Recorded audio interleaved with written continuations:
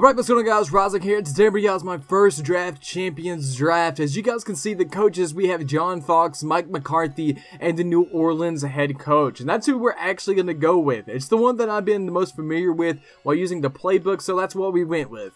And our first round, we have Dez Bryant, Tom Brady, and DeMarco Murray. This is actually a very difficult pick because if you have a receiver but no quarterback, it's pretty much defeating the purpose. But if you have a really good quarterback and don't have any receivers, like I said, it's kind of defeating the purpose. But we end up going with Dez Bryant here. Dez Bryant has that height and he's able to go up and get the ball, so that's why we kind of went with him.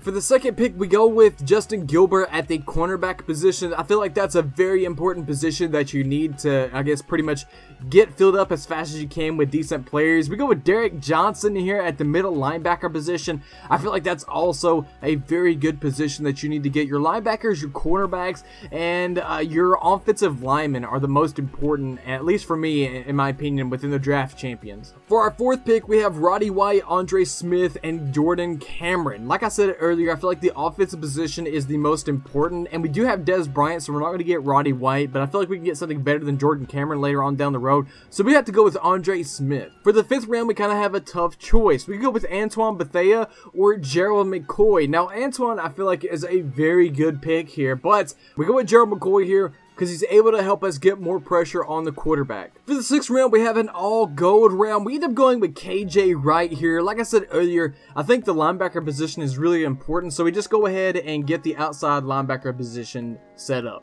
For the seventh round, we actually have another all-gold round. I think we end up going with Jeremy Lane here because we already have a defensive tackle and we already have a middle linebacker position. Jeremy Lane is a very low overall gold, but like I said, the cornerback position is just so important, so that's who we're going to go with. Now, this one might surprise you guys here, but in the eighth round, we have 2 elites and 1 gold. And like I said earlier, the O-lineman position is really, really important, but whenever you have Vincent Jackson, who is super tall, can go up and get the ball whenever you need him to, we go with V Jackson. You can't go wrong with Vincent Jackson and Dez Bryant at your receivers. Now for the ninth round, we have Akeem Nicks, LeGarrette Blount, and we also have King Dunlap. We already have 2 wide receivers, so Akeem is out.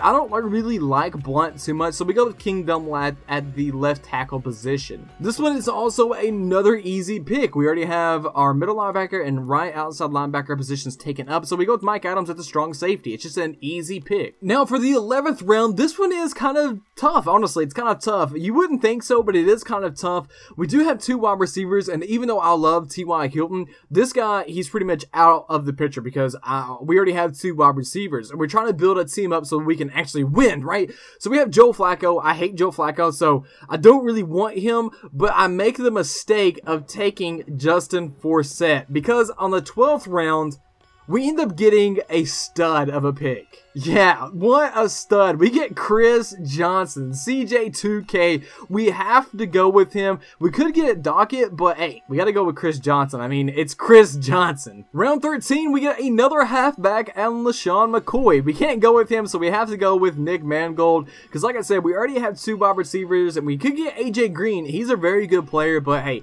Nick Mangold, like I said, we're trying to build a team up so we can actually win. And for the 14th round, this one is kind of another easy pick. We have a halfback, we have wide receivers, so we have to go with the tight end position. 15th round is our legend round. We end up going with Justin Taylor here just because I feel like he was in a better overall pick. We could have went with the left guard and Steve Hutchinson, but we definitely don't need another middle linebacker in Ray Lewis, even though he probably is the best to ever play the position. So we go with Justin Taylor here. So if you guys want to see a gameplay of this squad, just let me know down in the comments below or leave a like on the video. I'll definitely try to have a gameplay up later tonight, but it definitely will help me judge whether or not you want to see gameplay with the CJ2K. I've already played some games with him, and let me tell you guys, he is a beast. But I'm absolutely loving Madden 16, and the Draft Champions is definitely a very good game mode because it feels like they're adding new stuff constantly, which makes the game just that much better. So hope you guys did enjoy the video. It's been a pleasure on you guys. Until next time, rising out. Peace.